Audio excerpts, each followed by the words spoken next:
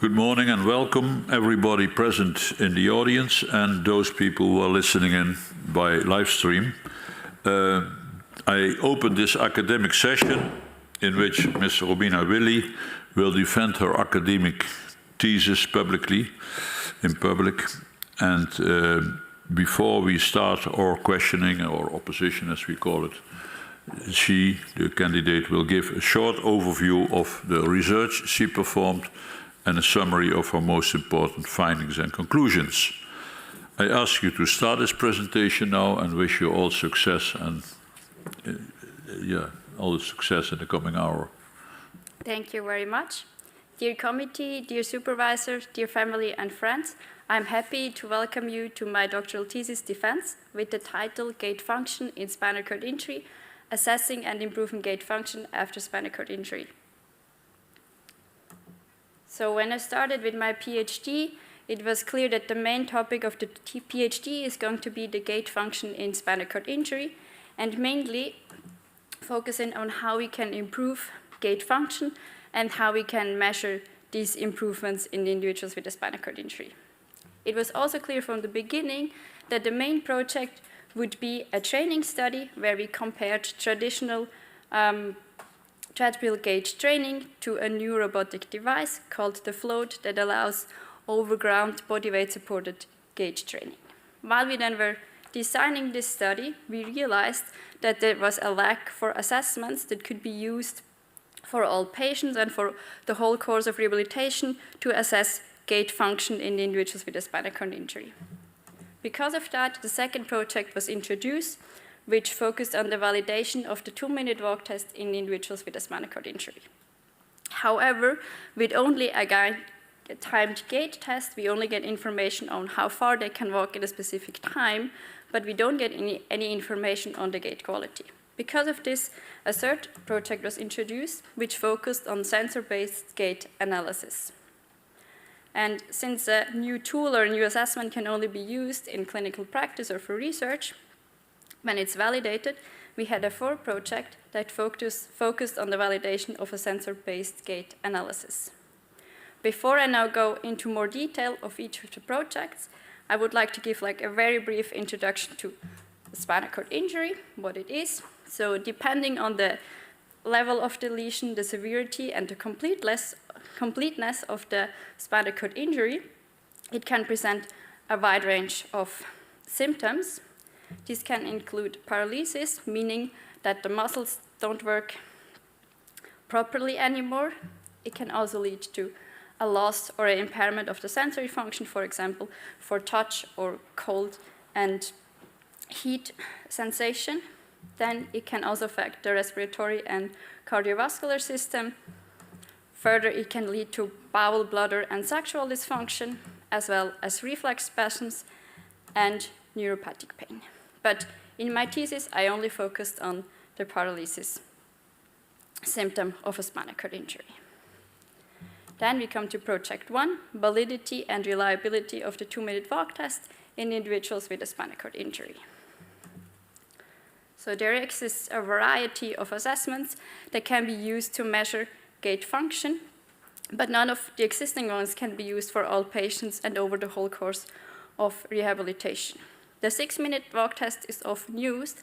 However, since the test consists of walking for 6 minutes, it can be very burdensome for patients and also time-consuming for therapists. Because of that, we wanted to introduce a new assessment that can be used during the whole rehabilitation. The aim of the study was to assess the validity and retest reliability of the 2-minute walk test in individuals with a spinal cord injury. We collected data of 50 individuals with a spinal cord injury. We had 2 study centers, Maastricht and University. We used multiple clinical assessments to compare then the 2-minute walk test with, and we had 2 separate test days. Here for the results of the validity, we found a very strong correlation between the 2-minute walk test and the 6-minute walk test, as well between the 2-minute walk test and the 10-meter walk test for both when the 10-meter test was performed with self-selected speed, as well when it was performed at maximal speed. And then we found a moderate correlation between the 2-minute walk test and the walking index for spinal cord injury, 2. For the retest reliability, here we have on the right side a Blunt-Altman plot. On the x-axis, we have the mean of measurements, and on the y-axis, the difference of the measurements. And then we can see that the midline is slightly shifted, which means we have a systematic error, and the systematic error is 4.7 meters. Then we also, to give it more relevance for clinical application, we also calculated the standard error of measurement and the minimal detectable change. And here we could show that these values are affected by the gait performance of individuals, because we found higher values for slow walkers compared to fast walkers. To conclude this project, the 2-minute walk test is a shorter, valid, and reliable alternative to the 6-minute walk test to measure walking function in individuals with a spinal cord injury. Standard error of measurement and minimal detectable change should be calculated separately for slow and fast walkers in functional tests.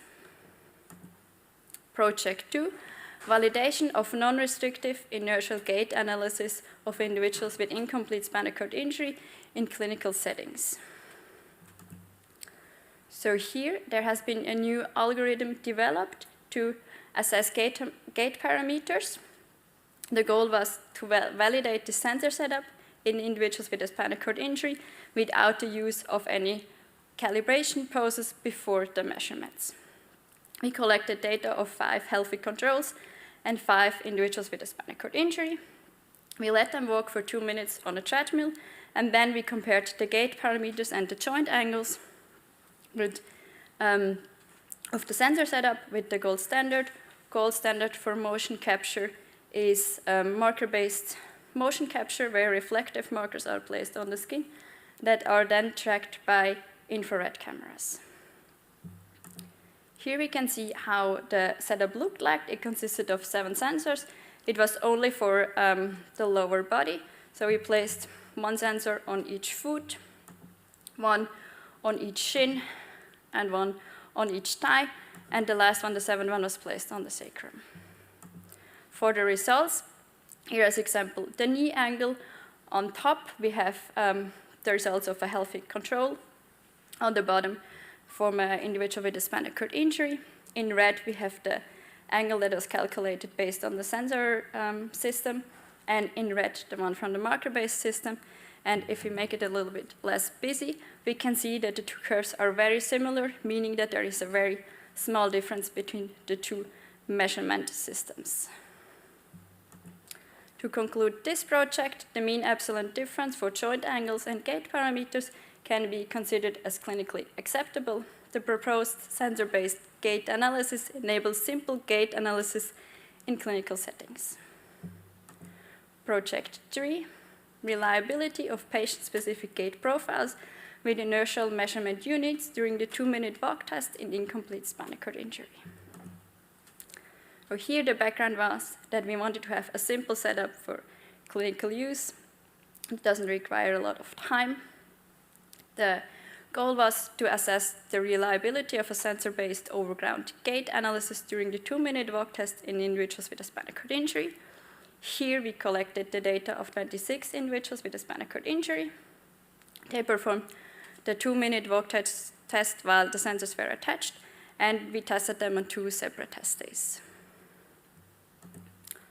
This setup only consisted of 2 sensors that were attached with a Velcro strap at the ankles, and this allowed us to assess specific aspects of walking patterns such as speed, rhythm, and symmetry. And to conclude this project, for the retest reliability, we found good to excellent reliability for all the gait parameters. We then further also looked into if we are able to detect patient-specific gait patterns. Here you can see in the graph a visual representation of gait pattern of 2 individuals, and both of them walked around 95 meters in the 2 minutes. However, we can show with the sensor data that their walking pattern that they used to walk are very different. To conclude this project, sensors are a valuable add-on to clinical gait assessments and deliver reliable information on detailed gait pathologies in individuals with a spinal cord injury. Project 4, enhancing walking recovery in chronic spinal cord injury, the role of bodyweight supported overground gait training. Here for the background, there has been a new robotic device developed that allows overground gait training while still delivering or able to deliver bodyweight support. We wanted to investigate the potential of robot-assisted overground gait training to enhance walking recovery after spinal cord injury. For this, we had 2 individuals with an incomplete spinal cord injury in this study, and it was a randomized pilot training study that included an intensive 4-week training intervention. The comparison of intervention was done between conventional treadmill gait training and overground training with the float. Here you can see a picture of the float of the new robotic device that has 2 rails on the ceiling and then 4 cables, which allows for the patient to walk freely in the room while they are still safe and can have bodyweight support so they are not bearing their whole weight on their legs while they are walking. For the results, for the clinical assessments, we found significant within-person improvements. However, we did not find any significant difference between the 2 groups, but both groups improved. To conclude this project, both float and treadmill training improve walking function.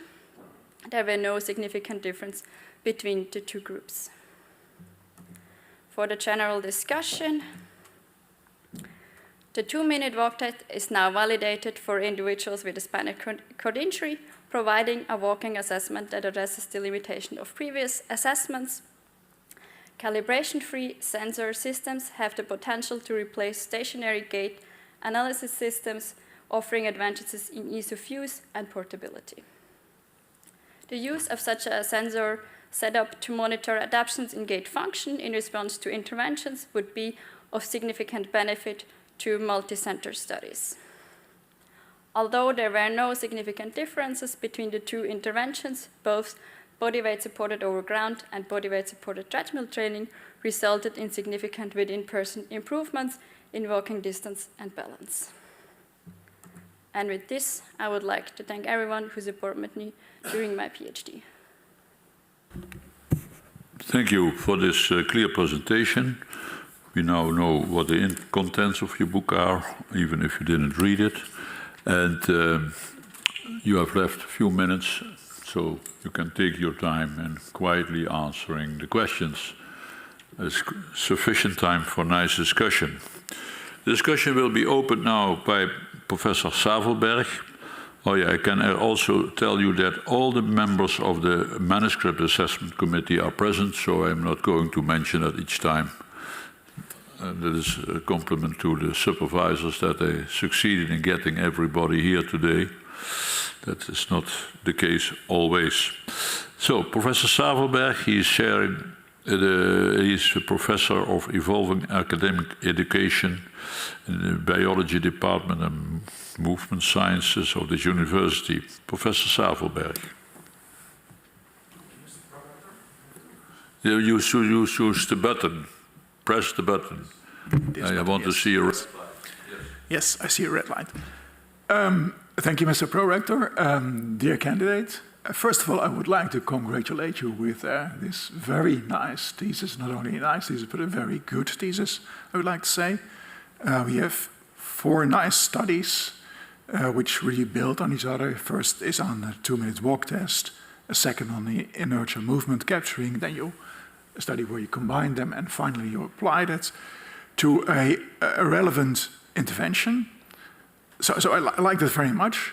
The only thing that I missed in this thesis were some pictures about the body weight supported conditions. I know you showed one now in the overground body weight supported condition, and I can imagine what a treadmill is, but I think that would have been very nice. I would like to start my dialogue with you in the end of the introduction on page 12, there you have a paragraph on assessing walking function after spinal cord injury. And the first sentence there is, given that around 70% of people with incomplete spinal cord injuries have a chance to regain some motor function, it's clear that there is a need for valid and accurate gait assessment. And I can understand that you want to measure something, that you want to see whether there is an improvement. And in the foregoing pages, you explain that the challenge is how to trigger neuroplasticity, and that a rich environment might give some more neuroplasticity than a poor environment, like a treadmill. And then I was a bit surprised that one of the first measurements that you have is the 2-minute walking test, which is normally done on a floor like this, where there is no challenge, where I can imagine that people with a spinal cord injury, it's maybe not. Of course, they have a lot of challenges, but this is a very nice floor, is the least of their challenges. So do you think that this test is sensitive enough? Can I have your ideas about this? Highly esteemed Obermann, thank you very much for the compliments. Speak into the microphone, otherwise people from outside. Sorry. Highly esteemed Obermann, thank you very much for the compliments and for the question. I think the 2-minute walk test is sensitive enough to capture improvements in walking function. And the other thing is, there are no other yet validated assessments that could be used that focus more on enriched environments. We also used the mini BEST test in the training study as an assessment, which assesses more balance related items. But there are not a lot of assessments to focus on more everyday tasks. We also had the time up and go test, which has standing up from a chair, walking 3 meters, turning around, walking back, and sitting down. Mm-hmm. And also in clinical practice, also with individuals with a spinal cord injury, you want to have assessments that are shorter and not too burdensome for the individuals. Because depending on how much walking capability they have, the assessments can be very tiring for them. Okay, I can understand that. Let me continue with this. You also have the whiskey Yes. questionnaire in chapter 2. Well, chapter 2 is about validating the 2-minute walk test. Why did you apply this whiskey test? For the validation, we wanted to have assessments like the 6-minute walk test and the 10-meter walk test, where we would expect that they would have a high correlation with the 2-minute walk test, since they're measuring the same. And then we wanted to have another assessment, like the walking index for spinal cord injury, which is a scale that basically rates how much assistance someone with a spinal cord injury needs to walk 10 meters, where we expected to have a lower correlation. To be sure that our 2-minute walk test measures walking function, what we are trying to claim to say that it does. So, and you find that there's a lower correlation. So what is your interpretation of this lower correlation of the whiskey to the 2-minute walk test compared to the 2-minute walk test and the 6-minute walk test? That the whiskey is not necessarily measuring walking function, but more rates how much assistance someone needs to walk 10 meters. Then I'm curious about how you define walking function, since I would say walking function is what a patient experiences. And the experience is, well, I need some assistance or not. Or do you have another definition of walking function? That's a good question. For me, it's more really, letting them walk and see how much distance they can cover in a certain time. Of course, it is also important to record what assistive devices they are needing, especially if they improve, and then maybe the next time you perform the test when they are not using any assistive or a different assistive device, because that then makes a difference. If they walk the same distance, for example, in the 2-minute walk test, but in the beginning they might use a walker, and then after some month of rehabilitation they might do it with crutches. And don't you think that then maybe something like a whiskey or maybe another well, you also have the perceived effort test you use. I think you use it in the training.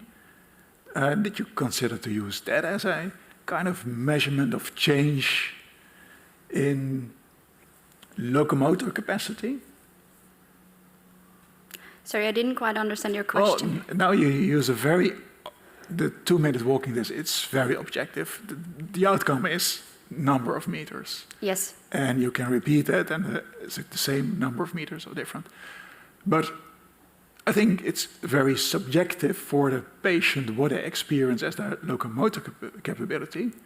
So I was wondering whether you consider to use the whiskey test or something like the perceived effort, rate of perceived effort as an outcome, or maybe your own developed test to get more of a subjective feeling of what I experiencing. In the assessments, we did not use any like subjective rating of them. In the training study, we let them rate like each domain of the training, how exhausting and how difficult for them it was. Okay, that's clear.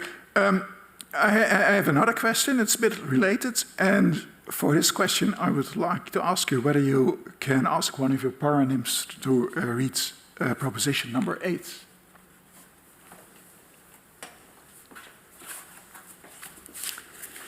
To accurately assess gait abnormalities in people with SCI using IMUs, their data should be compared with that of healthy people. Thank you very much. Maybe you can give a short explanation how we should read this proposition? In the study that is in the thesis, we just compared the data of the individuals with a spinal cord injury with each other to kind of see like how one individual like differs from like the whole group. But in terms of being able to like make a more clear point like how pathological a gait pattern of an individual with a spinal cord injury is, it would be beneficial to have like data of healthy controls with the same gender, age, and speed, so we could match it, and then we would see like which parameters we can assess like from an individual spinal cord injury like or diverting from a healthy individual. Okay, and does that mean that the goal of rehabilitation should be to help people to come as close as possible to the original gait pattern? In the short answer, I would say yes, because like a physiological gait pattern is more ecological. If you have like a very abnormal gait pattern with a lot of compensatory movements, you might also like strain your joints more than with a physiological gait pattern. But sometimes this recovery is not possible because no plasticity is happening. So then you have to compromise and focus more on compensation that they can walk. Yes, but I have another opinion about this. Maybe you can shortly reflect it. I would think, and you showed there is a wide diversity and variation among people with spinal cord injuries. So I would say that it's not spinal cord injuries like this, and this is what we call normal, but spinal cord injury is just a new condition. And it doesn't make sense to say, well, you have to go back to what used to be. It's just different. Like when you walk up a mountain, you have a different gait pattern than you walk on a flat floor. So why not accept that it's different and accept the difference and see where the optimal in the difference is? Mm-hmm. That's a very valid point. However, I think it would also be beneficial for like planning a therapy if you would know like which are like the biggest deficits of a gait pattern of an individual with a spinal cord injury. If you would see like maybe they're like very asymmetric or like their stance phase is like longer or shorter or whatever, and then you could like tailor the therapy around this and focus on these deficits. Okay.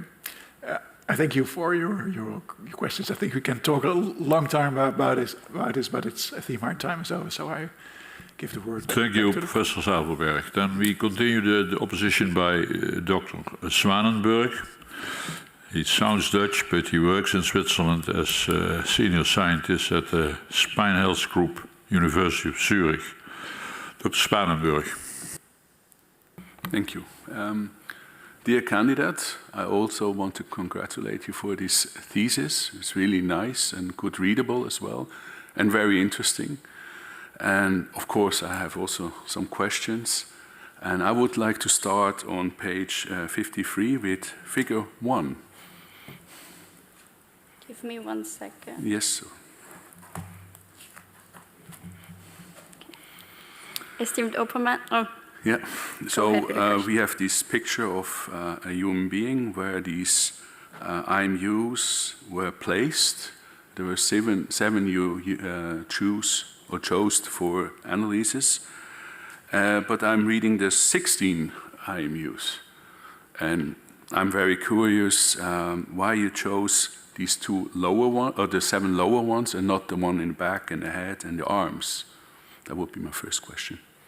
esteemed opponent, thank you very much for the compliments, as well as the question.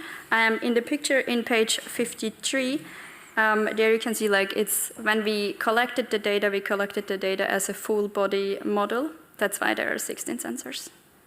But then we decided, since we were like mainly interested in walking, to only focus like on the lower body setup, and also since it should be a setup that can be easily used in a clinical setting, we wanted to make it like easier with like reducing the number of sensors that are involved and have to be attached.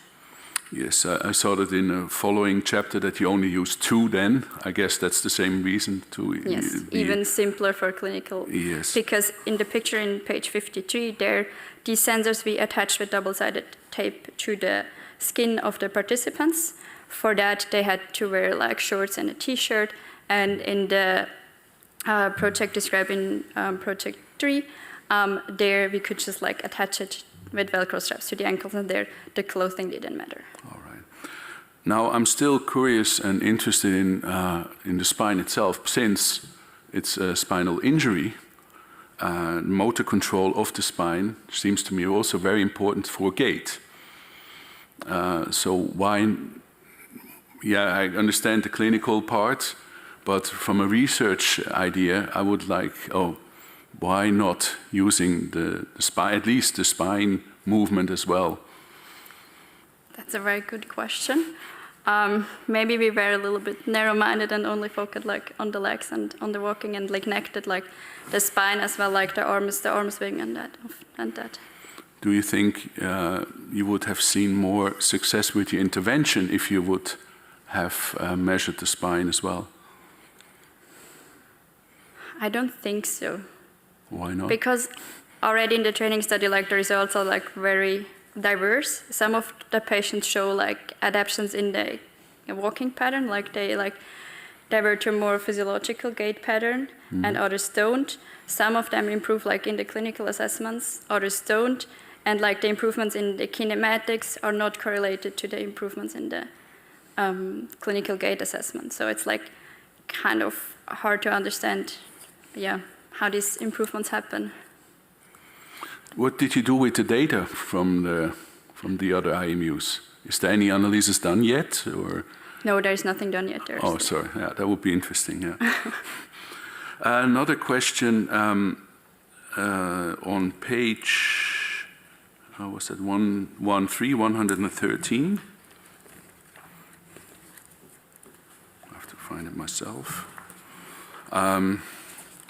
You used the time up and go test. It's, you talked about it in before.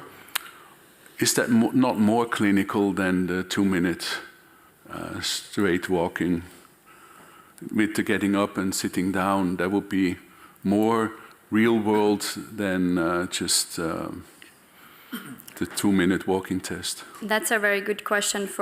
So in Project 4, the training study, we use the time up and go as our primary outcome. However, now when we look back, this might not have been like the best choice, because it's assessing like more real world thing and not like only the pure gait function.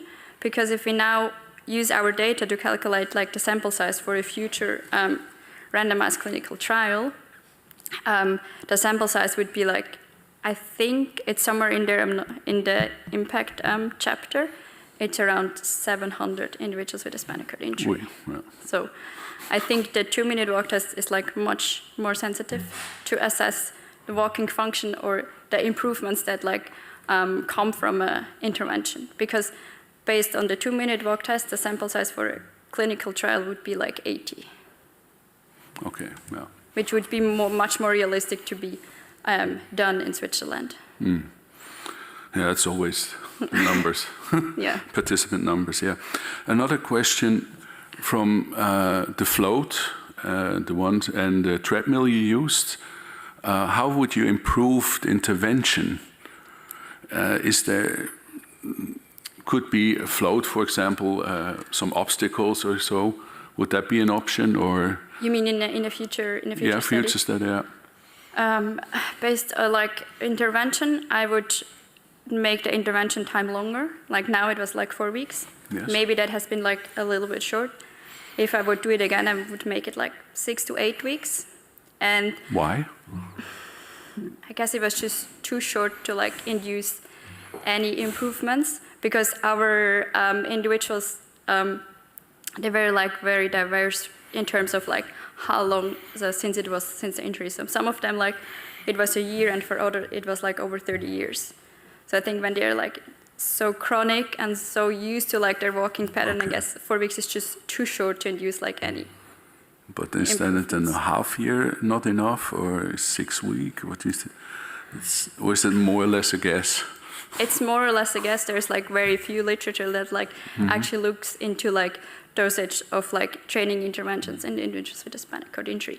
But in terms of like adapting the intervention itself, I think I would not change the training with the float, but I would change the training on the treadmill, because we tried to make the interventions as similar as possible to avoid that the ones that were trained on the treadmill making like 2 times or 3 times as many steps as the one in the float. Because on the treadmill, it's much easier to just walk, because the treadmill like kind of gives you the speed, and then you just have to cope with it.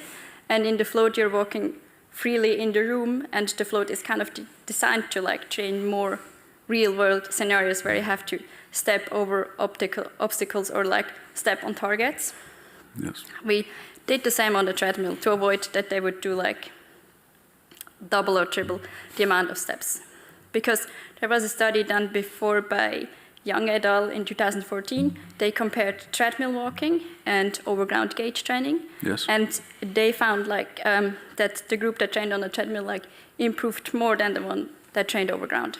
But the thing was, the ones on the treadmill did like 2 or 3 times more steps than the one overground. So to come to a point, I would let them on the treadmill just walk, and I would somehow define before how many steps I want to have per session, and not make like each training 1 hour, but say like each training consists of like 2,000 steps. All right. Just one last question. Would you include IMUs in the back as well, in a possible following study? Yes, maybe it would be interesting to like assess it and see. All right, thank you very much. I'm finished. Thank you, Dr. Zwanenburg. Then the opposition will be continued by Professor Wirtz. He's with us via Zoom. So far he has been seen there, but as soon as he makes noise, he will appear on the main screen. And that Professor Wirtz is Professor of Physiotherapy at Zurich University of Applied Sciences, Winterthur, Switzerland. Professor Wirtz. Thank you, Pro-Rector. I hope everyone can hear me well. Dear audience, dear candidates, dear Romina, now is the moment. I congratulate you on your thesis. It is not only an achievement for you personally, but also for physiotherapy in Switzerland. For me, the thesis is interesting because it is based on work in which I myself was involved.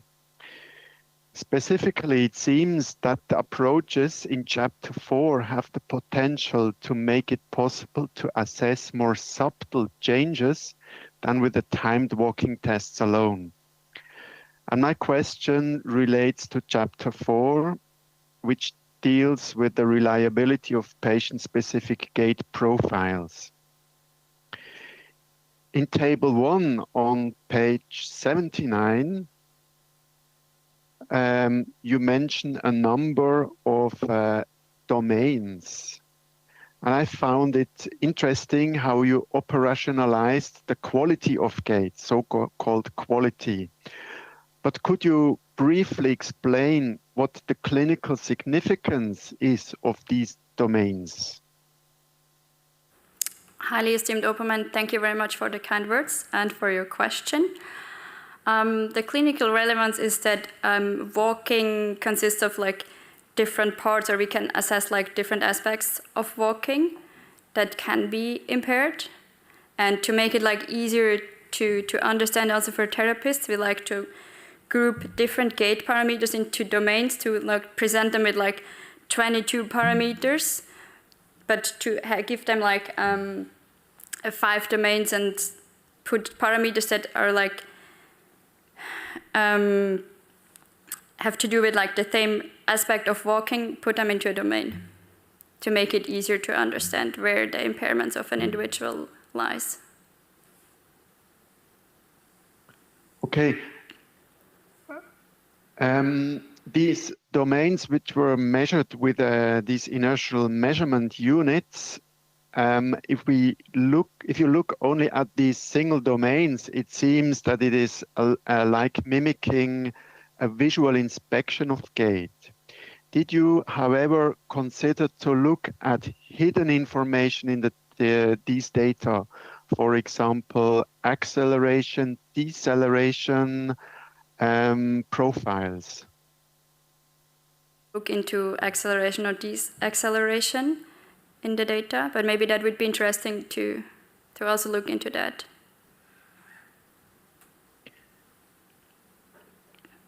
Well, I continue. An unsolved issue in rehabilitation is still the distinction between true recovery and compensation.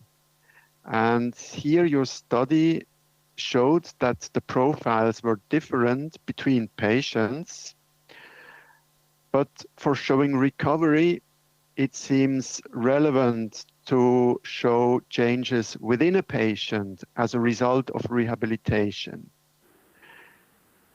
Could you explain how your study and your domains help to clarify this issue, so the distinction between true recovery and compensation? I think with like my project, it's hard to do that because currently we just see that they like divert from like a group of individuals with a spinal cord injury, but we don't know like in which direction diversion is compared to healthy controls. That is why I said in the discussion of this project that it would be beneficial to have data of healthy controls where we know like this is how healthy people walk, and then compare an individual with it to see like after intervention if they go like towards a more physiological gait pattern, if it's more recovery, or if like they divert into a more pathological gait pattern where you can say this is a sign of more compensating movements. And from these domains, do you rate them equally, or would you expect, which one would you expect is the most sensitive variable or domain to indicate recovery? Could you say that? I think that's hard to say which is more. And I also haven't like thought about it yet, which domains would be like more sensitive to recovery or not. Since the project only focused on like seeing if the sensors are actually sensitive enough to like be able to difference between different walking patterns of individuals. And also maybe if you do the link to project 4, there we see that some of them improve in the clinical assessments, where I would say maybe then the easiest way to improve there is like with pace, that you have like a higher pace and just are faster and can then like cover more meters in the time. But also some of them improve their walking pattern, their kinematics, and then it's more like that they're like more symmetrical in their walking or have less variability in their walking pattern, probably.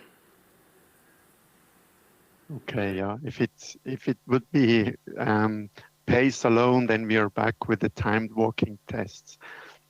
So what I liked also about your thesis was that the research topics were inspired by clinical questions, and you added evidence. And my next question would relate to the amount of this evidence. Would you consider it sufficient to now go to the next step and implement these results into clinical routine? Or are there other aspects still lacking which need to be researched first? I would implement it into clinical practice to like attach the sensors on the ankles while they are performing clinical gait assessments, 6-minute or 2-minute walk test. Also kind of just like of a easy way to collect like a lot of data because the patients are performing these tests like in the clinic very regularly. And maybe then if we have like more data, we have like more ways of analyzing it, and maybe then also being better able to define like which domains, as you mentioned before, are like mainly sensitive to recovery. Could you also think of rehabilitation trajectories based on a large database? Yes, that so would... predicting rehabilitation outcomes. I'm not sure. I would more say that it would also help to like tailor a therapy plan for like each individual when you kind of know like where they are, have like their deficits, and then focus the training or the therapy more on this. Okay, thank you, Romina. And again, congratulations. And I hand the word back over to Prorector Professor Kitzler. Thank you, Professor Wirtz. Then we continue the opposition by Professor Welting. He's our secretary today of this board, and he is a professor of molecular cartilage biology, head of the lab for experimental orthopedics, and he's even co-chairing the department of orthopedic surgery, although not being a surgeon himself. Professor Welting. Thank you, Pro-Rector. Dear candidate, happy to be here. And as you already heard, your topic is absolutely not my expertise. But I think we are connected by the desire actually to keep on moving, so to let patients keep on moving, since moving, I think, is a prerequisite for a healthy life. Maybe let's start with asking one of your paranymphs to read Proposition 1. And one of them already did that, so maybe the other one could do that. The 2-minute walk test is a shorter, less burdensome and valid alternative to the 6-minute walk test for assessing walking function in individuals with spinal cord injury. Thank you. So I have a lot of questions about not only the proposition, but also about this 2-minute versus 6-minute walk test. And I hope you can lecture me a little bit more on this topic that is unfamiliar to me. If I look at the matter, then it says actually that your reference point is a 6-minute walk test, right? Yes. So have you any clue why originally the 6-minute walk test became the 6-minute walk test and not the 5 or the 7? Highly esteemed Obermann, thank you very much for the compliments and the question. You are right, like the original publication of the 6-minute walk test, it was not done in the spinal cord injury. It comes from like thoracic surgery, like after heart surgery. And there they had like a 12-minute walk test, a 6-minute walk test, and a 2-minute walk test. Mm-hmm. They all correlated very well with each other. And then they chose the 6-minute walk test because like it was in the middle. That's like the origin of the test. Okay, so 6 minutes, and then you tested the 2-minute walk test. Yes. So why did you test the 2-minute walk test and not the 1 or the 3? Is that because of this previous reference, or? Yes, and also like I don't think that there exists like a validated version of a 1-minute walking test. And the 2-minute walk test has been like validated in other neurological diseases before, like stroke, MS. So we thought it would be beneficial to also have it for individuals with a spinal cord injury. So I'm hearing different application areas, different clinical application areas for this. And this brings me actually to the core of my question. And you already tried to allude to that, I think, in chapter 2. Because you say it is an equally, so how do you phrase that? It is a validated and equally sensitive walking test, but are you not testing different human capacities? Because probably fatigue and endurance, these are factors that you will likely not measure with a 2-minute walk test. So I'm trying to understand why you are actually considering this. Do you understand my question? Yes, yeah. Yes. One thing is, when we assess walking function, we are not so much interested in fatigue, but more just like in the walking function itself. Mm-hmm. And in our study, we could also show like for fast walkers, for individuals that have like a moderate or good like walking ability, there we don't see any fatigue over the 6 minutes. For like people with like lower walking capacity, there we can see some fatigue. Yeah.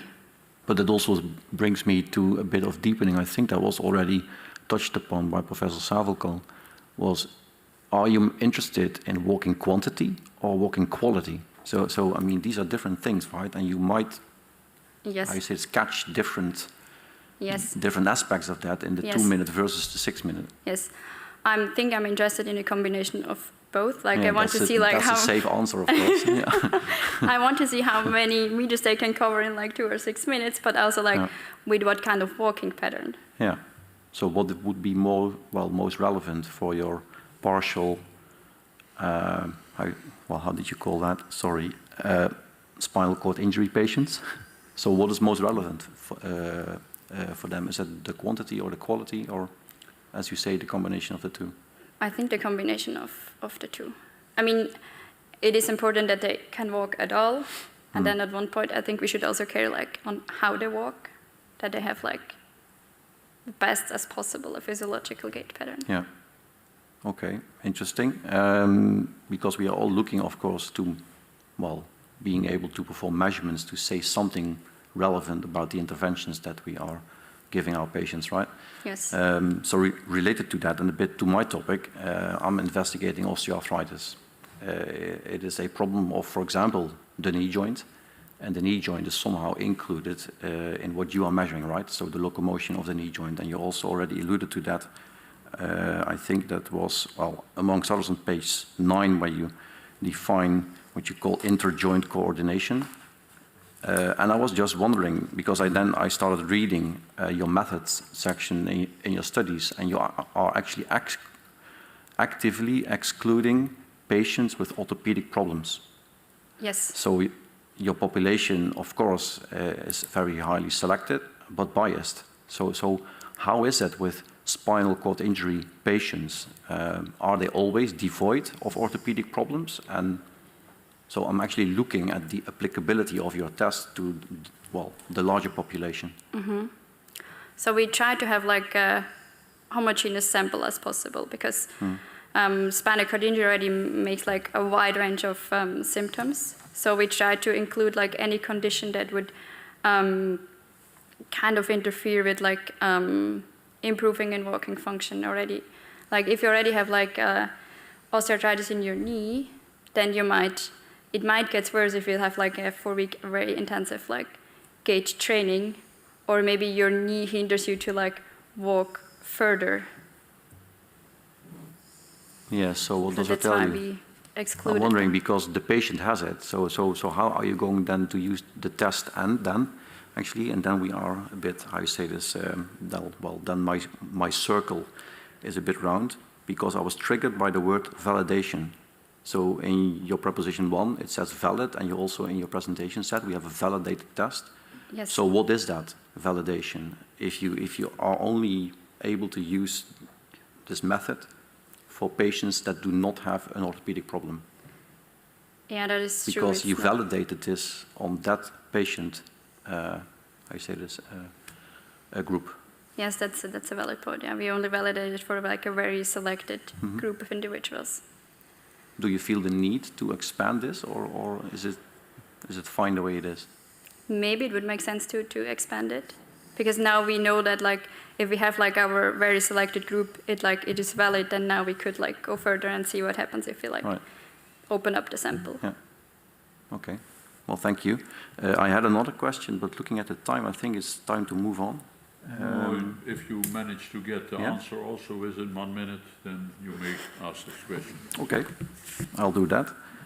Because I was wondering if you, well, again, at page 9, this is my center point of your thesis, I guess. And you also alluded to that, oh, sorry, that's page 8.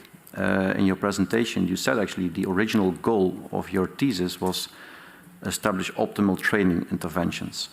Well, it completely went the other way around, right? Yes. So now you have all these measurement methods. What's the training? Yes, I think as well as the training goes, I also stated in the general discussion of my thesis that the training intervention, like one intervention or one device does not like fit all patients. So, and also maybe not one intervention or one device like over the whole course of rehabilitation. I think the training should focus on the deficit of like each individual patient, as well as like the goals of the therapy is. Like, for example, if the goal is to like improve their speed in walking, like they can walk, but they're like very slow. If just the goal is to like make them faster, I would prefer the treadmill, because there I can set the speed that they have to walk in, compared to like overground training in the float or without the float. There you just can tell them like you have to walk faster, but you cannot like actually trigger it. Yeah. I'm getting a sign, so we have to stop. Okay. So thank you. Thank you. Thank you, Professor Welting. Then the opposition will be continued and probably also be concluded by Dr. Marcellus. He's a physiotherapist and sports scientist at the Maastricht University Medical Center. Dr. Marcellus. Thank you, Pro-Rector. Dear candidate, first of all, thank you for your presentation. And I also would like to congratulate you and your team with your interesting thesis. I enjoyed reading it, because this topic is of additional value and relevant for the rehabilitation of patients with a spinal cord injury. However, after reading your thesis, I have some questions, and I would like to discuss some topics in Chapter 3.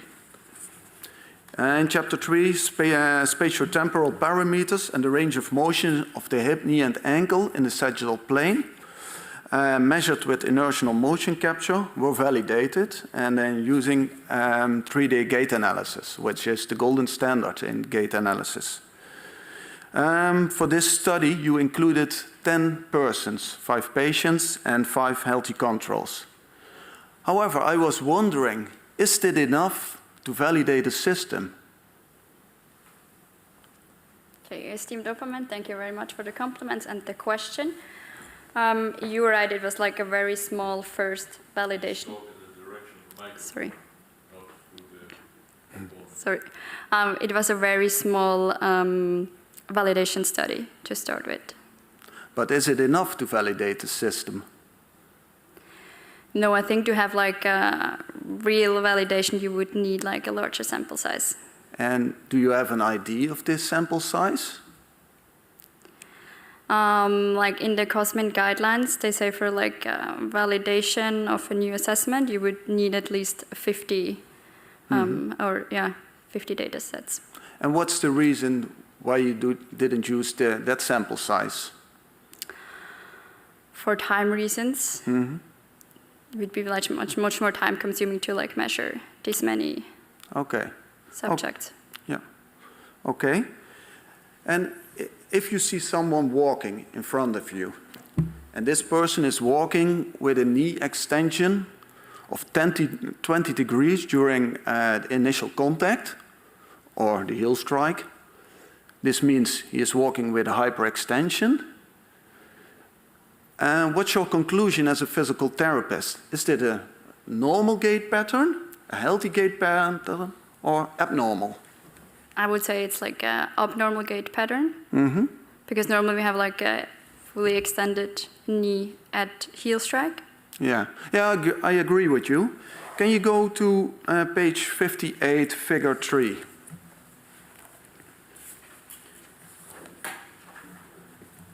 And there we can find some figures showing the movements of the hip, knee, and ankle. And I was looking at the second figure, and then of the control participants. So that are the healthy persons. And when I was looking at the gait cycle of the 3-day gait analysis, at heel strike, this patient of a person has a knee extension of 20 degrees. So an hyperextension of 20 degrees. And you just mentioned that's abnormal. Yes. So what happened here? That's a very good finding. What happened here is that we did not use any calibration poses, so we did not know what like the neutral position of the knee would be. So like the scale is not a true scaling, which is I can only see like that the curves are like in line with each other, but the scaling is not true. So what kind of consequences does this have for your results? Because the absolute values are incorrect, but the range of motion... Yeah, the range of motion is correct, but not the absolute values. Yeah. So we would need calibration poses in the beginning to know like which is the neutral positions of all joints, and then include that, and then like shift the curve, into the right position. Yeah. And why didn't you use a calibration? Because this problem I also see in the movement of the hip. And the first figure shows maximum hip flexion of 20 degrees and then hip extension of 30 degrees. We didn't use calibration poses because of individuals with a spinal cord injury. It can be super hard for them to get like each joint into a neutral position. And we basically just wanted to see how good the sensor-based system is by assessing this range of motions. And then the next step would be to integrate these calibration poses. But they are able to walk. Yes. And especially healthy persons. Yes. Couldn't you perform a statical calibration? Yes, you could, but still then some of the individuals with a spinal cord injury are not able to like fully extend their hip into a neutral position. That's why for the first part, we left that out. And Okay, thank you. Because of the time, I would like to go to chapter 5. In this study, you studied the difference between treadmill training and overground training in patients with a spinal cord injury. And both showed improvements in walking function and balance. And your conclusion is, when choosing the most effective training approach, it's crucial to consider the patient's unique impairment and desired outcomes. For me as a physical therapist, what characteristics or parameters do I have to take into account to choose the best training option? For this, it would be beneficial to have like the results of like the project that was presented in Project 3 with the sensors, that you get an idea like which aspects of walking are impaired. And then also look with the patients like what they want to improve in their walking function. Like want to be like more safe, like more stable, then you probably would work on balance. If they want to walk faster, then you probably would have to train walking faster. And based on that, then I would choose the training device or modality. So I have to buy both the float and the treadmill. That's the best option. Best case, yes, if Both you would have options are very different- expensive. So is there one option I can train all the patients on, of which? I mean, you could train all patients, but I think some would just fit better for a specific. Thank you. You have heard the question. You may answer very briefly, unless you already think you have answered the question. Then we stop here. I will answer it briefly. You better stop. Oh, no. Yeah, I will answer it briefly. Yeah, Okay. very briefly. Okay. Each device have like advantages and disadvantages, so it would be better to have like bigger range of devices or things you could choose from for the most optimal training. Okay, thank you for your answers. Dear candidates, the time allotted for your defense of your thesis has passed now, and the committee will withdraw for deliberation about the quality of this defense and your booklet. And I ask you and your company to remain in this hall and to await or return here with the result.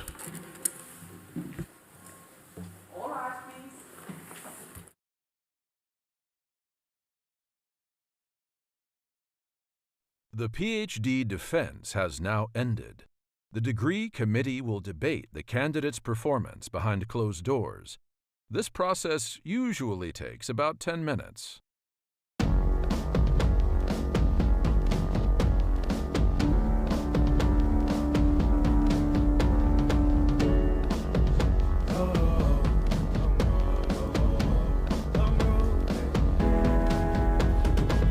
Long road to the south side. 7 miles in my rearview mirror, I know what it felt like. My goal's only getting clearer, east side to the west side. No place like home, if it's questions that you've got, go the extra mile and die.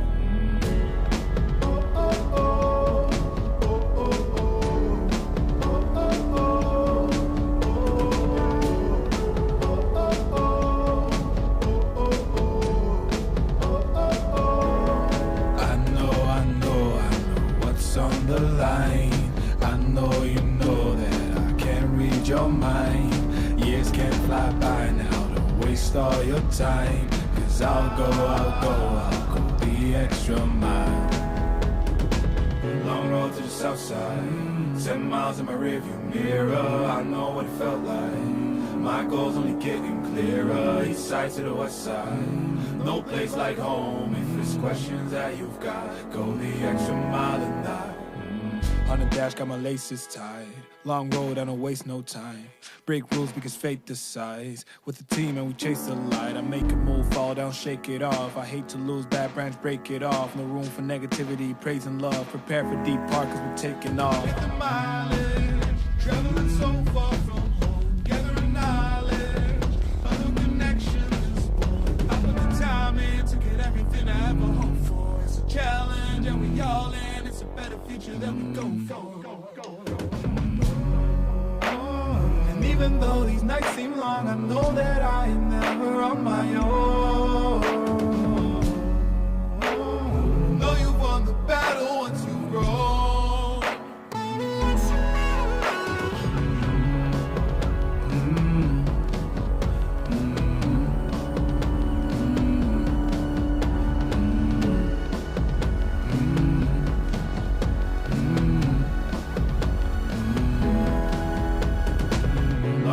South side, 10 miles in my rearview mirror, I know what it felt like. My goal's only getting clearer, east side to the west side.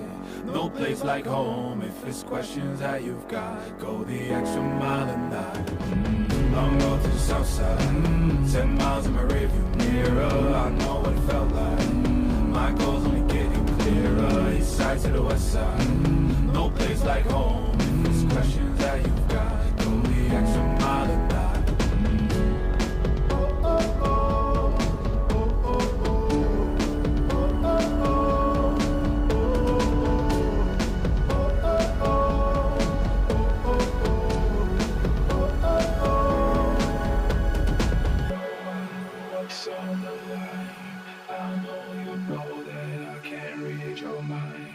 Years can't fly by now, don't waste all your time. Cause I'll go the extra mile.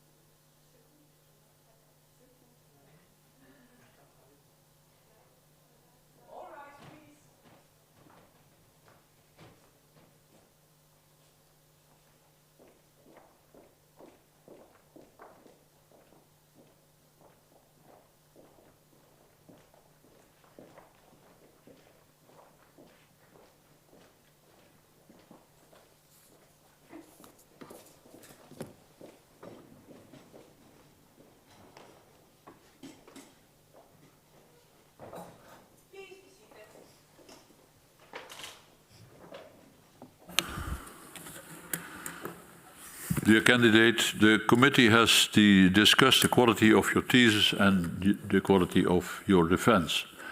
And based on its positive verdict on both of these aspects and in view of the former examinations you performed, it has decided to grant you the doctor's title.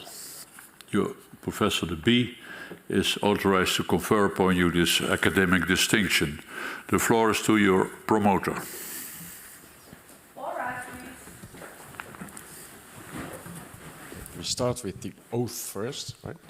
So, do you promise to work in accordance with the principles of scientific integrity at all times, to be careful and honest, transparent, independent, and responsible? I promise. Okay. Fine that you did that, otherwise we couldn't hand you the diploma, right? By the authority vested in us, by law, in conformity with the decision of the committee here present, I hereby confer upon you, Romina Willi, the degree of doctor and grant you all rights attached to it by custom and law. As evidence of this, I now present you with the degree certificate signed by the rector, the secretary and the other members of the committee and affixed with the official seal of the university.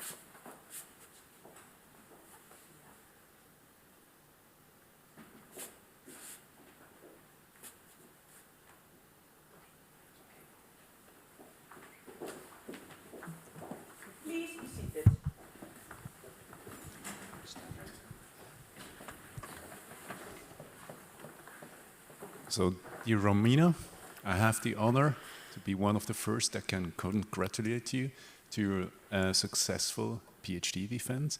And I was told that I can switch to German to make it more personal. So werde ich also auf Deutsch weiterfahren. Nun, ich habe in Vorbereitung auf diese Defense bin ich nochmals in meine Unterlagen gegangen, habe mal geschaut, wie haben wir uns eigentlich überhaupt kennengelernt. Und Romina hat eine Blindbewerbung gemacht bei uns. Sie hat eine Eigenheit von mir ist, ich archiviere alle E-Mails. Zum Glück habe ich jetzt gemerkt, Romina hat mir mal eine E-Mail geschickt mit einer Anfrage auf eine Stelle als wissenschaftliche Mitarbeiterin. Ich habe ihr zurückgeschrieben, finde ich sehr nett, dass sie sich bei uns meldet, aber ich habe kein Geld. Ich hatte aber gleichzeitig einen Grant am Laufen, beziehungsweise eingereicht und habe die geschrieben, wenn der durchkommt, werde ich mich wieder melden. Du hast gesagt, das ist okay, du kannst warten. Ich habe das Geld gekriegt, ich habe dir eine E-Mail geschrieben, aber mit dem kleinen Unterschied, dass ich dir nur eine PhD-Stelle anbieten konnte und nicht einen wissenschaftlichen Mitarbeiter. Und dein erster Satz in dieser E-Mail war, schön, ich wollte schon immer ein PhD machen. Ich weiß nicht, ob dir bewusst war, was es bedeutet, ein PhD zu machen zu dem Zeitpunkt. Aber du hast dann mit angefangen. Wir haben gesucht, wo kannst du einen PhD machen. Das ist in der Schweiz leider nicht ganz so einfach. Wir sind zum Glück hier dann zu Europa gekommen, wo wir die PhD-Thesis einreichen durften und beginnen durften. Da sind wir wirklich sehr dankbar für. Und du hast dich in dein Thema reingeschmissen, hast angefangen, die Trainingsstudie aufzubauen. Alles war bereit, die ersten Trainings gingen durch und dann kam Covid. Wir mussten das Labor schließen, wir haben Patienten verloren und was wir wirklich unterschätzt haben, ist ja dann, unsere Patienten wollten nicht mehr für eine Trainingsstudie reinkommen zu uns ins Spital, weil die Angst vor Infektionen hatten. Du hast aber sehr gut reagiert, hast sofort dir weitere Themen gesucht, hast den 2-Minuten-Gang-Test dir als Thema gesucht, die Sensorgeschichten für dich beansprucht und in unseren Patienten angewendet, so dass wir heute sagen können, du hast ein erfolgreiches PhD abgeschlossen, du hattest viele, du hattest Hochs, du hattest viele Tiefs.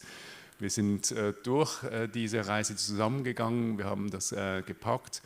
Du hast es schlussendlich alles alleine erreicht, hast dir immer wieder gesagt, doch, es geht. Auch wenn du am Anfang nicht wusstest, was wird kommen nach dem PhD. Und wenn wir jetzt nochmal zurückschauen auf deine E-Mail, wo du geschrieben hast, ich wollte schon immer einen PhD machen, kannst du in der nächsten E-Mail schreiben, ich habe einen PhD gemacht und du hast einen erfolgreichen Titel gekriegt und ich gratuliere dir herzlich und ich bin auch stolz, dass du das gemacht hast, zu deinem Titel und wünsche dir nur das Beste für deinen weiteren Weg in hoffentlich der Wissenschaft. Vielen Dank und herzliche Gratulation von meiner Seite. Vielen Dank dir.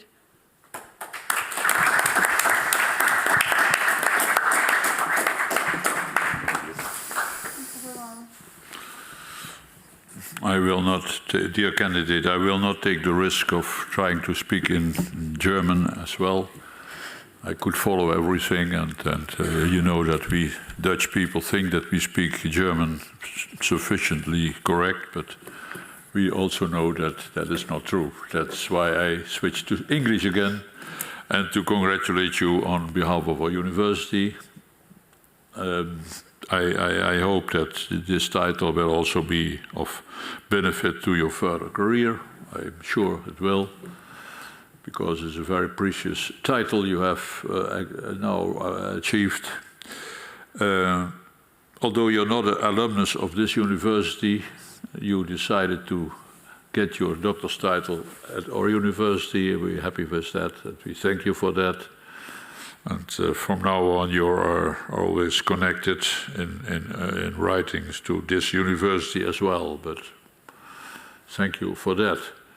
There are a few practical points, not a full audience, so you can remain here while we make some pictures. That is to do with the fact that we have two people on Zoom, and for the pictures it's always nice to have them also on the picture. So if Professor Kurt and Professor Wirtz are so kind as to stay a few moments still after the pictures, then and then you will be faded out, and we go to the hall, main hall. There's a staircase where we take an official picture, but yeah, sorry that you cannot be on that, and you can continue your normal work again. I see that Professor Kurt has switched from. Oh no, it's the same building on the background. I saw he sits now in the mountains, but he is in front of a nice building. He's on the background, still mountains. Is that true? No, it's inside. I saw it were mountains. From here it looks a bit greenish. No, just the building of your university. Good, so much enough. After we have been to the staircase for the official picture, we go to a reception room. And we thank you already for the reception you offer us. Thank you for that. Now I can conclude and finalize this academic session by this hammer blow. And I thank everybody for being here and taking part in the ceremony.